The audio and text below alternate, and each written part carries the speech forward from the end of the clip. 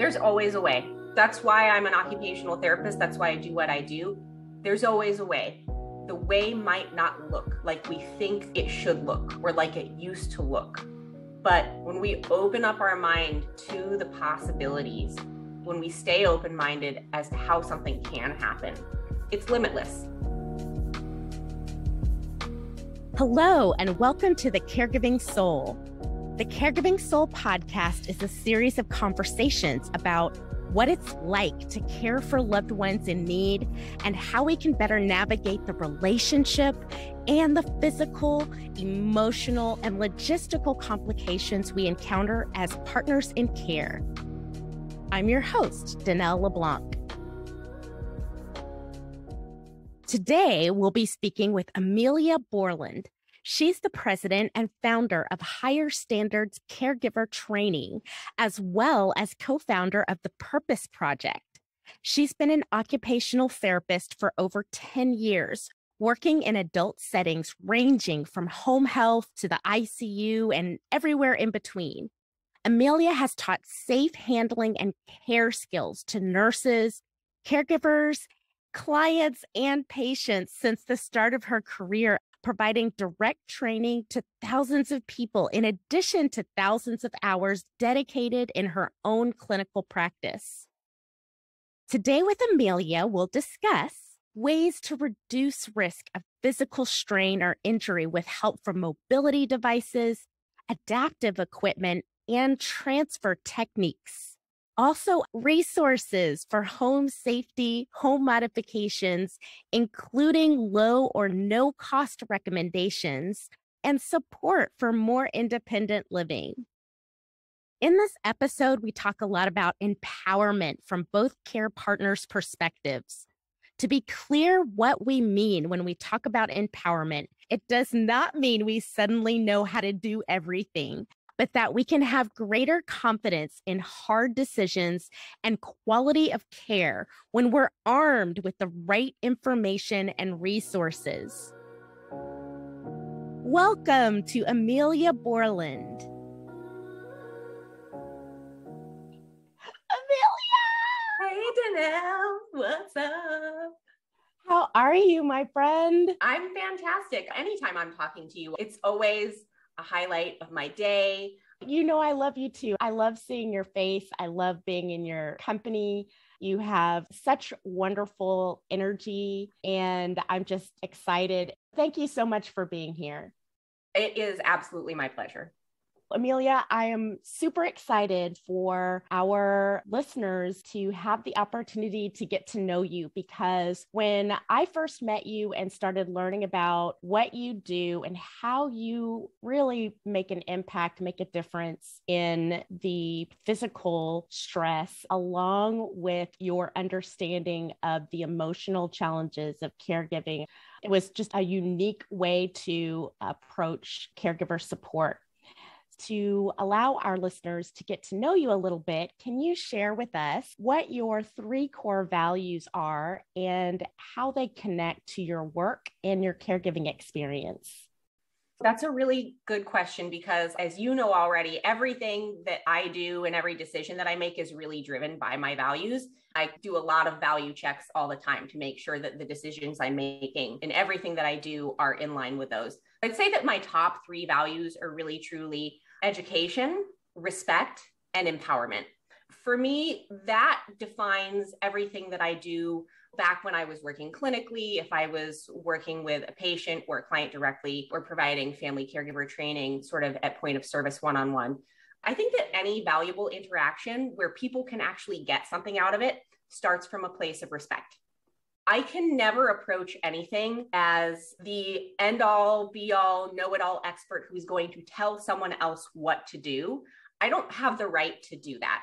I approach every interaction and relationship from a position of thinking about it as a respectful partnership, where I'm bringing something to the table in terms of my skills and knowledge, but the person that I am speaking with and working with is also bringing something to the table, because no one knows them or their situation better than they do, everything that I say to them has to be respectful of their perspective, their situation, and what they are really facing day to day, because there's no way that not being them, there's no way that I can possibly understand that. In order for someone to actually be able to get what they need out of the information that I'm trying to provide, I have to start with respect. And education, that's mostly what I do. Even when I was in clinical practice and I was in a hospital or rehab and seeing one person after another, the most important thing that I think I've ever done always in any interaction is provide education. Because at the end of the day, I'm only there for a short period of time. The way that I really make an impact on people is through sharing valuable knowledge that they can actually apply to their situation, that they can use to go make their lives better. I think actually that people are smart. If you give them the right information, if you give them high quality information and high quality tools, they'll be able to go and apply those things. I think that's always the most important part of what I've done as an occupational therapist, is just help to provide that quality information in a way that people hopefully can actually respond to and apply in a positive way. Empowerment is what we hope, I've got my fingers crossed here, is the natural byproduct of both of those things. When you provide people with high quality information, when you interact with them in a respectful way, then the goal is to empower them to make good decisions that can protect them, that can protect the person that they're caring for, that can ensure that everyone has the highest quality of life possible. That's really the goal, is to give people these tools and let them make the decisions that they need to make based on their personal situation and empower them to live the best life possible. You know what? There is so much fantastic about what you just said. First of all, Emilia, I'm so glad that you emphasize respect and how it's tied to empowerment, because that approach helps us as caregivers to feel like, okay, I do know what I'm doing. I just need some additional information to help me along the way. It also helps us when we're looking for educational resources for ourselves to look for that standard of the type of help and support that is going to empower us and not necessarily just solve an immediate problem for us, because we know our loved one better than anyone else. And I think that's a big reason why the educational programs that you do are so effective. Yeah, I think that, just for example, if you were to take one of my courses, say on transfer training, really high quality education is not just about teaching someone how to do that transfer, saying, do this, do this, do this. Because in the real world, things don't always look like a perfect transfer scenario. Right. While you'll see me do demonstrations of what a transfer should look like and how to set it up and things like that, the real educational part of it is not just me telling you what to do, but why it is you should be applying these concepts. If you know why I'm asking you to do something or I'm making a recommendation, then that helps you to apply that knowledge in the best way possible, regardless of the situation. I think that that's really the difference between providing real educational content that actually helps people to continuously make good decisions versus just giving them a one and done demonstration of do it like this, do it like this, do it like this. Caring for someone is not paint by numbers, unfortunately. It would be easier if it was. What we really need to do is try to provide information that talks about the why in a way that's not overly technical, that is accessible to people no matter who they are, that explains things in a way that actually makes sense in the real world, so that they can take that information and run with it and not just be like, okay, but my situation doesn't look like what she's got in the video, because most situations won't look exactly like what you see in someone else's video. That is hugely important for any of us who are providing educational support or training or instruction as care professionals, for healthcare workers, for any of us who are providing that type of service for family members, that we ask ourselves the question, how can I help this family caregiver continuously make good decisions? If we ask ourselves that question, then that will set the framework for how we deliver the program and ensure that we're focused on that empowerment that you're talking about. I love that. Emilia, we as family caregivers, we're juggling so many different aspects of our loved ones' health and safety. I would like our listeners to understand more about how your work as an occupational therapist helps prevent injury and support greater independence through mobility aids, for example. As an occupational therapist, it's really my job to think about the whole big picture of what is happening in a situation. It's my job to help people do the things that they want to do and that they need to do and that they have to do, regardless of the circumstances. Understanding that, I'm not just looking at the physical characteristics of the people that are in front of me. I'm also thinking about the environment that that activity has to take place in, and also the demands of that activity itself. Because I'm thinking about that whole picture, it actually gives me a lot of tools in my toolbox to help people make things happen that they need to make happen. Because sometimes we can't change all of the physical characteristics about a person, right? We can't change necessarily their cognitive characteristics or their sensory characteristics or whatever they are. Sometimes we can, though, make small adaptations in the environment. We can rethink the way that something is being performed. Certainly, a part of that is bringing in different mobility devices or different adaptive equipment and aids so that we can help support safe movement and safe care that allows people to perform that care in a way that is going to prevent injury or illness in the person they're caring for, but of course is also going to physically protect that caregiver themselves. I think just recognizing that being a caregiver is not just emotionally draining and mentally draining and exhausting. It can also be physically really challenging and demanding and exhausting. It's important to think about ways that we can protect all of those aspects of the person and not just one. And so certainly mobility devices and adaptive equipment go a long way towards making care possible in a way that's going to help protect everyone physically. I myself, I'm like 5'5", I'm like a $120. I'm not a big person, but I can move bigger people. And I don't know how many transfers I've done, like tens of thousands, honestly, over the course of my career. The reason that I can do that is because the most powerful part of me, just like the most powerful part of a caregiver, is my brain. It's not my body, it's my brain. And that's the same for any caregiver that is out there. It's about, how do I think about this situation? What are the tools that I have available in order to help make this happen? And then, of course, also understanding, where is my actual physical boundary? When do I need assistance, either from a device or from another person, and knowing where that boundary is? Because no matter how big and strong you are, there is a physical limit to what you can actually endure. And it's important to know where that limit is so that you can get the assistance that you need. Yes, knowing what our boundaries are. I would love to hear an example of how a small adaptation that you recommended for one of the family caregivers that you work with made a difference in the physical stress, help them to avoid injury and to continue doing transfers. Here's a great example. This is something that I've trained people in really commonly, but I'm thinking of a very specific mom and her son that I worked with. This son had unfortunately had an accident that caused him to have a pretty high level spinal cord injury. His mother was providing all of the care for him and had for some time. Just a little bit of information about spinal cord injuries for anyone who might not be familiar. It's an injury to the spinal cord that can happen in many different ways, shapes, and forms. What happens often is that below the level of that injury in someone's spinal cord, that person may not be able to move. They may not be able to have very much sensation. And of course, there are different gradients of that.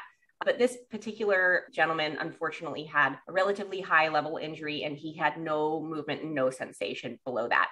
What this mother had been doing, and she was a teeny tiny little woman, never doubt the power that a tiny person can generate if they need to. But she was doing a total assistance transfer for everything that he needed to do.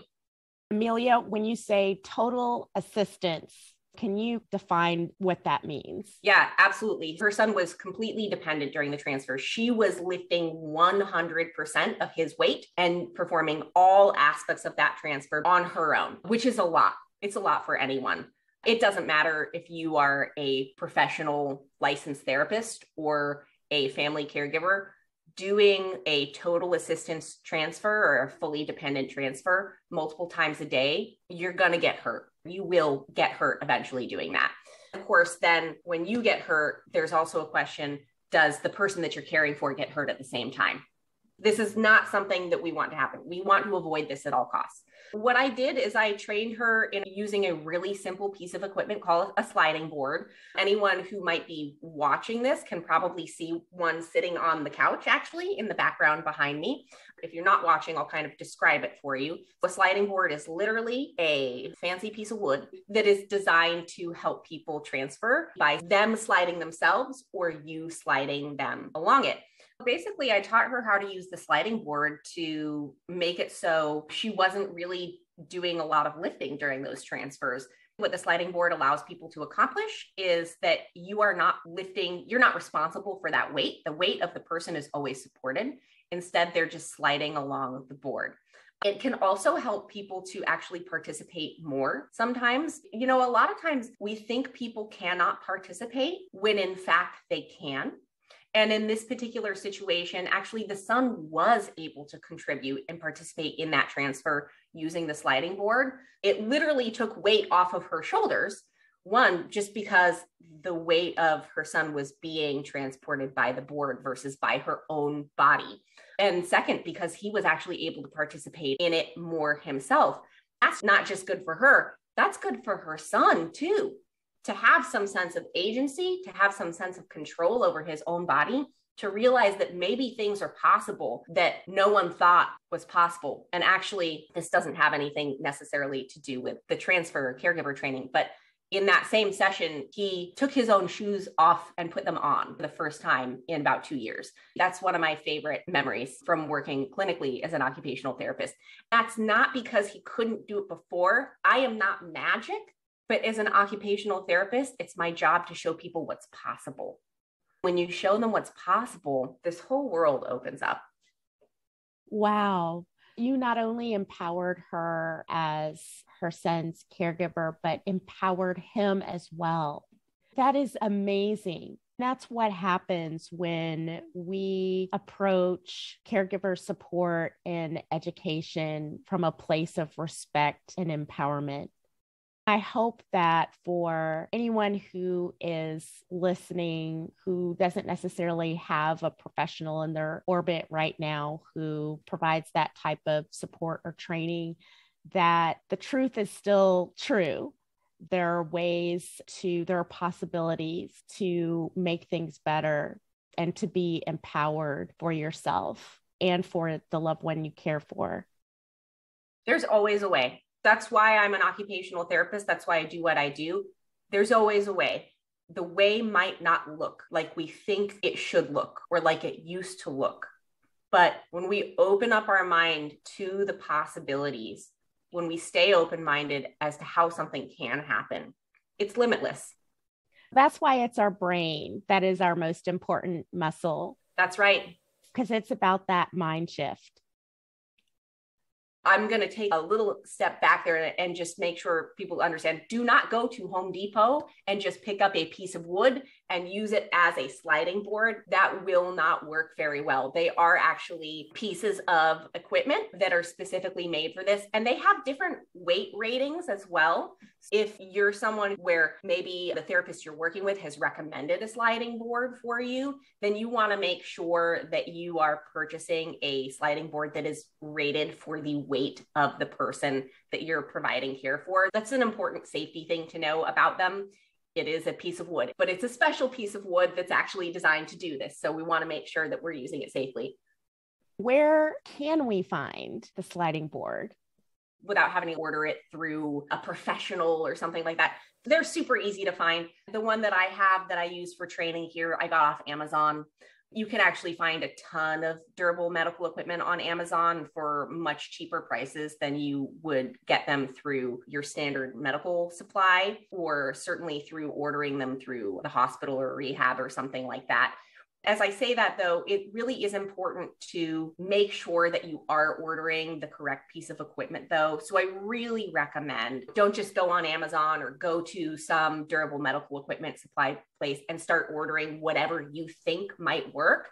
I have seen a lot of people get into bad situations because they ordered something that maybe their Aunt Susie told them to order, or that they saw and they thought would be great, and unfortunately can cause the situation to be a lot worse. So you do want to have some professional guidance in what you order in order to make sure that it is actually an appropriate fit for you and your situation.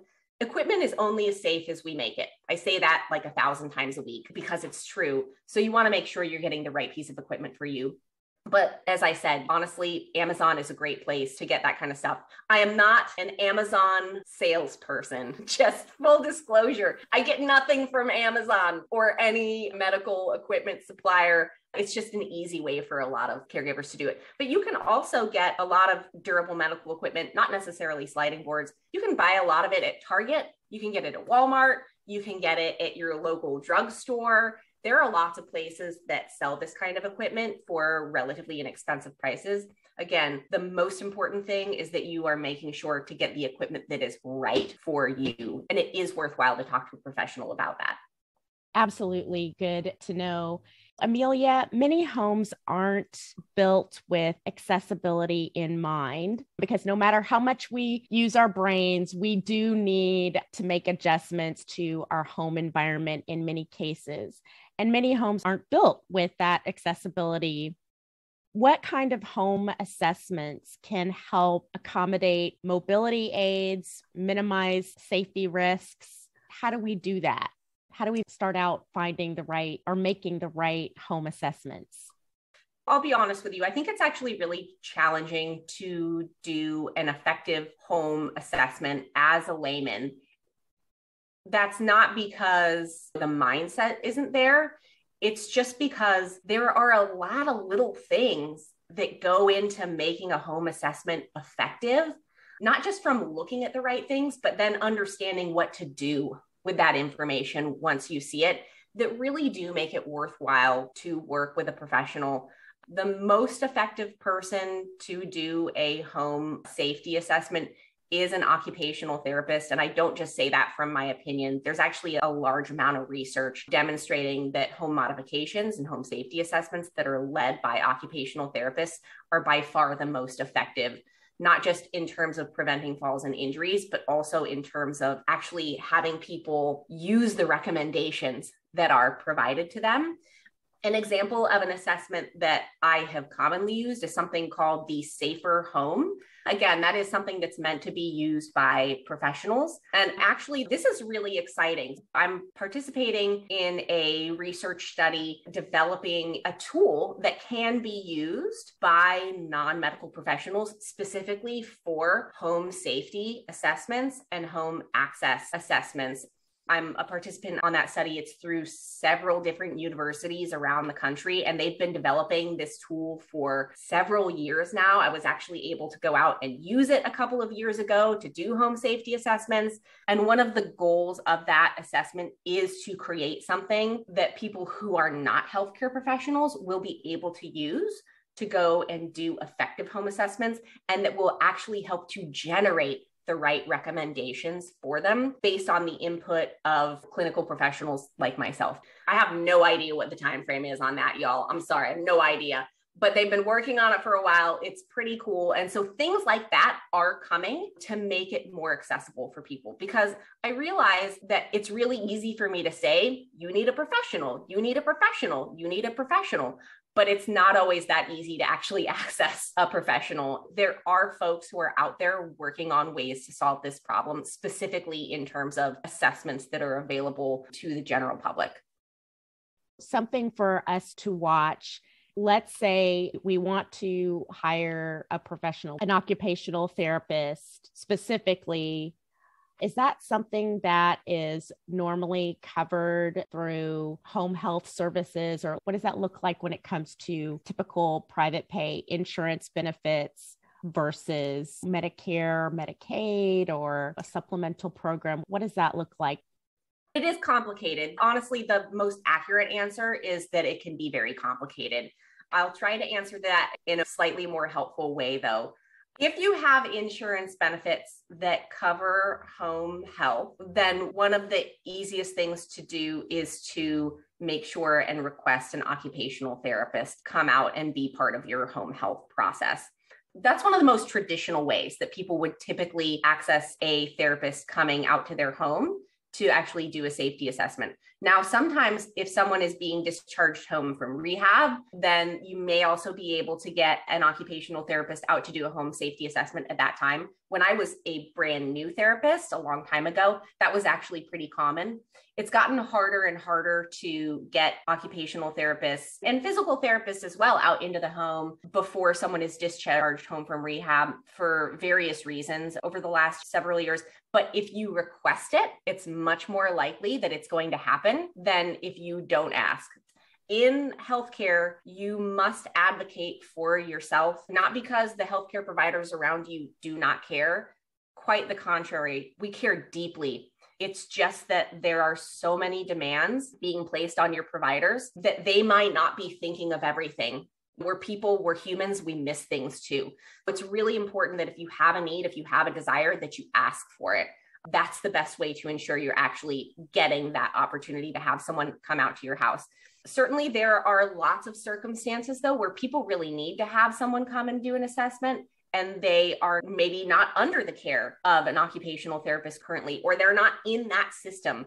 Life goes on after discharge. People still have needs after discharge. If you need someone to come, and if you're looking specifically for an occupational therapist to come out to your house who specifically works in home modifications, then there is actually a website that has a national registry of occupational therapists, and you can search for one in your area.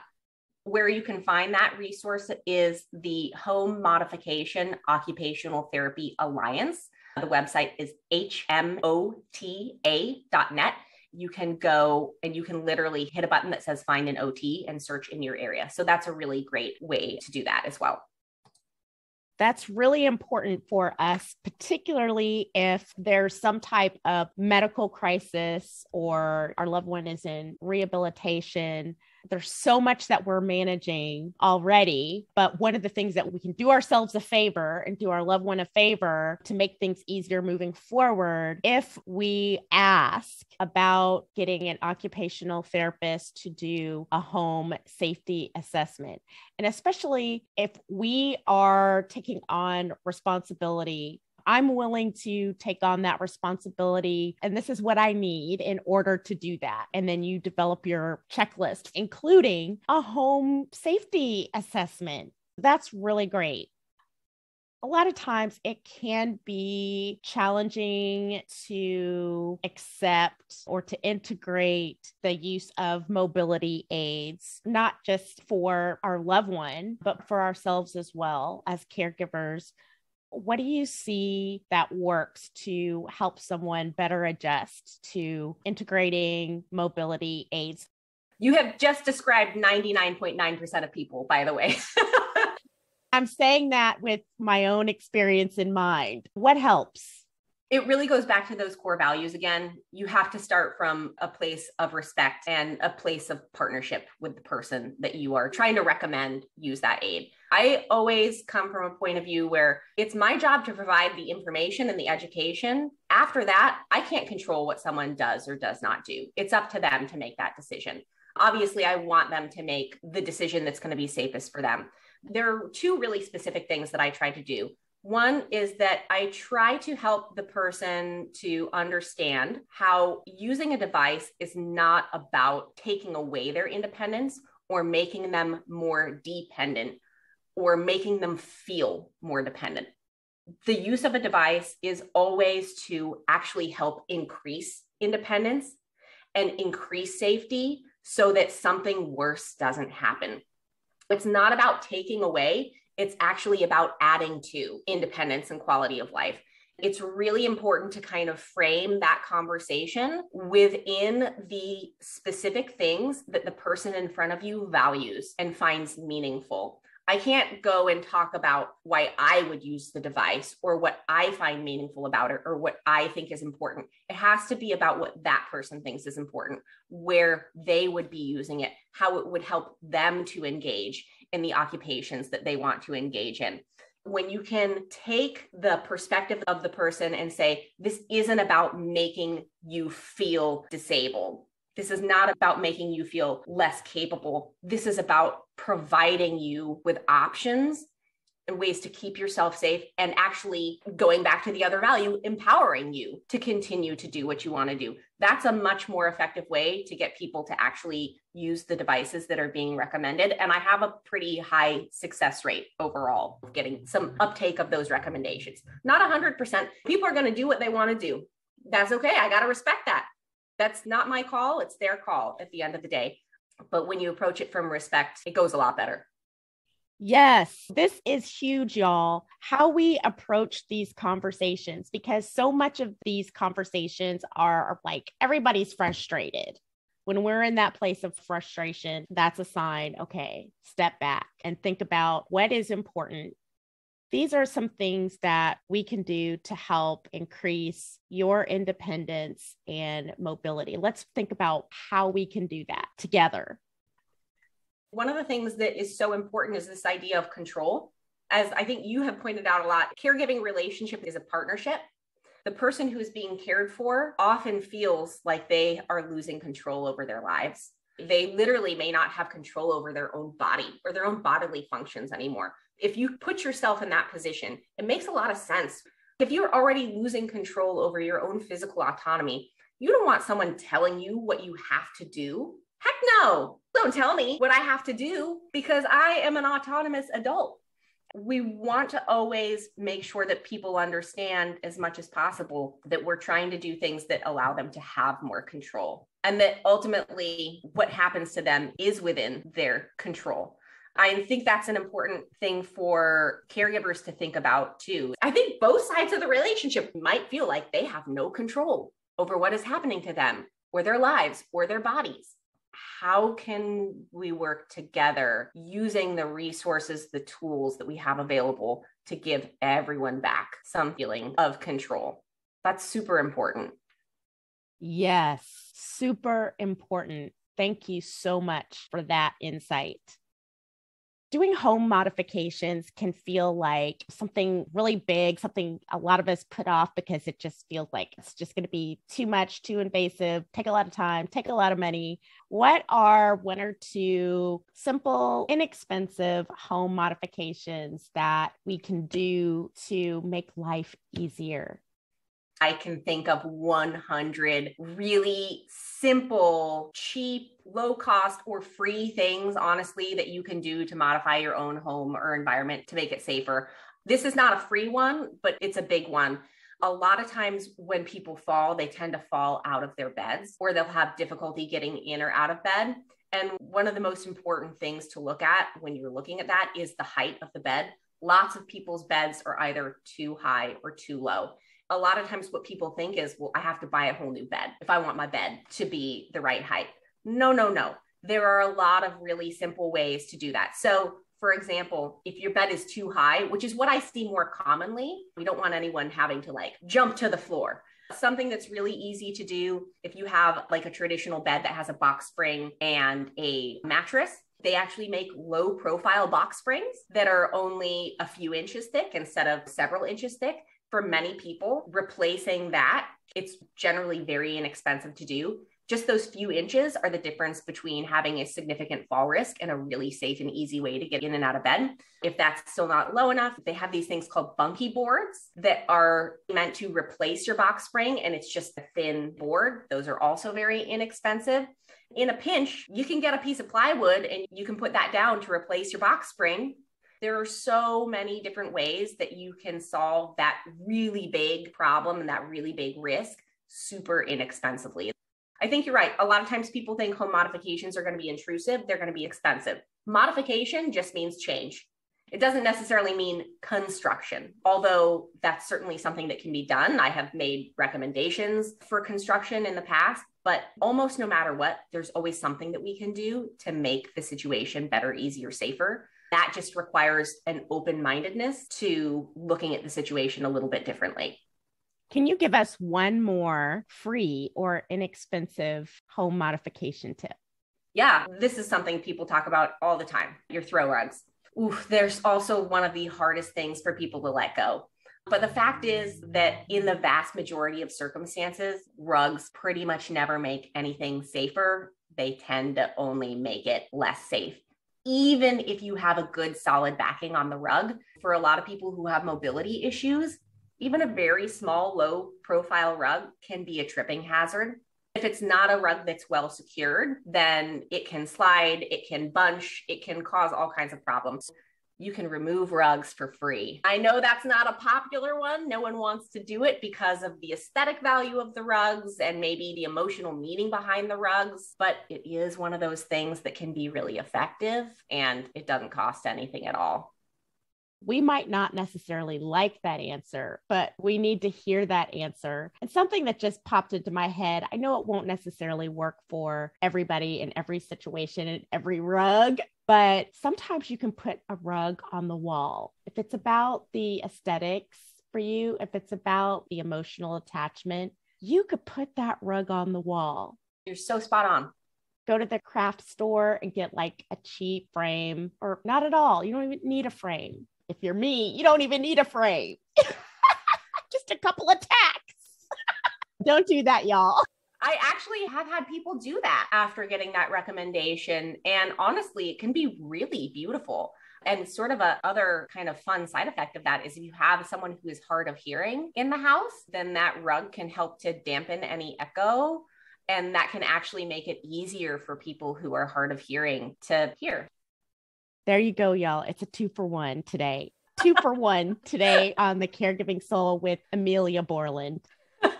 Sometimes the answer won't be what you want it to be. And that just is what it is. You don't have to do anything about it. It goes back to that control thing that we were talking about. It's up to you what you want to do with it, but this is the information. Outside of caregiving, Emilia, what is something you are also passionate about? We've talked about some of them already. I'm really passionate about my profession. I really believe strongly in advocating for occupational therapists. We're often really misunderstood, partly because the name is confusing. You don't have to have a job to see an occupational therapist. Also because our scope of practice is really large, so it can be hard to describe. I believe that getting more people access to occupational therapists can really change a lot of lives and make the world a better place. I'm super passionate about home modifications and the way that even very simple modifications can change people's lives and let them do the things that they need to do and want to do, which is, by the way, why we all are here on this earth existing, is so we can do what we want and what we need to. I'm really, really passionate about the power of environmental modification to do that for people. I also have a couple of kids who I really, really love. I'm pretty passionate about them. They're fun. I'm so glad that we all had the chance to learn from you today, Emilia. Thank you so much for being here. Thank you so much for having me. You know, I'm always delighted to talk to you in any capacity, and always happy to share information and advocate for people to get what they need. So I really appreciate the opportunity. Thank you for joining our conversation with Emilia Bourland. My father-in-law was a lanky 6'2" ex-pilot who had flown around the world. So his deteriorating mobility with Parkinson's seemed even more devastating. Meanwhile, I'm 5'4" on my tallest day, so you can imagine what kind of awkwardness ensued when I first started helping him out of bed or in the bathroom, or pretty much any time we needed to get from point A to point B. One of the things I came to dread was getting him in and out of my car. It was always literally a painful experience. Using a transfer belt or a transfer board didn't occur to me because I didn't know either one existed. And we had regular interactions with healthcare providers in and out of the home who saw the struggle. My best guess is that they didn't want to interfere, but man, my back would have been grateful for some help. And it was the kind of help that was easily accessible. I just didn't know it existed until years later. So this speaks to how awareness, well-timed guidance, and support from healthcare professionals can make a difference in some of the everyday challenges of caregiving. In my conversation with Emilia, I found the following thoughts to be most powerful. Number one, balancing safety with support for our care partners' independence can be so challenging. Using mobility devices, adaptive equipment, and home modifications can help create a care environment that reduces risk of injury for both care partners, while also empowering more self-reliance in those we care for. Number two, when we have the right information, we're empowered to make better decisions. The disconnect between educational resources and the people who need them most is frustrating, but most importantly, know that they exist and may require a little digging to find what works. It may also be helpful to enlist a professional or provide additional information like the Home Modification Information Network, which has been developed with support from the Administration for Community Living. On their site, you can find educational materials, programs, policies, funding, and more resources by state. Number three, if the person we care for is in a medical crisis or rehabilitation, that's an optimal time to talk with an occupational therapist or other appropriate care specialist to do a home safety assessment. Consider how the following actions could help address your needs as a care partner or care partners you may support. Number one, Emilia talks about the difference our approach can make to help reframe how loved ones can understandably feel about using mobility aids. The default feeling is often that using a device like a walker or lift aid represents a taking away or loss of independence. When we're having these conversations, taking time to first think about how we present choices and their benefits can be helpful. Like, I want to support you in doing what you can for yourself for as long as possible. So we're addressing the fear and grief around loss of independence along with a potential help. Number two, for those of us who provide educational support, training, or instruction as care professionals, it's important we're clear about our role, which is not about trying to fix a single specific problem or situation, but rather asking ourselves, what information can I share to help care partners make more informed decisions now and in future? This is empowerment. Number three, we need to take our physical strain and limitations seriously. Ask yourself, your support group, or consult with a professional about what kind of device aids, tools, or other assistance can help ease the strain of transfers or other daily caregiving activities. For more information on Emilia, check out our show notes. Every episode of The Caregiving Soul has a page on empoweredus.org where you can find the extended show notes, including tips and takeaways, transcripts, and relevant resource links. If you'd like to share your own tips related to this topic or connect with us, Visit the Empowered Us contact page or reach out to us on our social channels. The Caregiving Soul is an Empowered Us original presented by Good Days, hosted by me, Dannelle LeBlanc. If you liked this episode, be sure to rate and subscribe to the show wherever you get your podcasts. And remember, the right care includes care for you.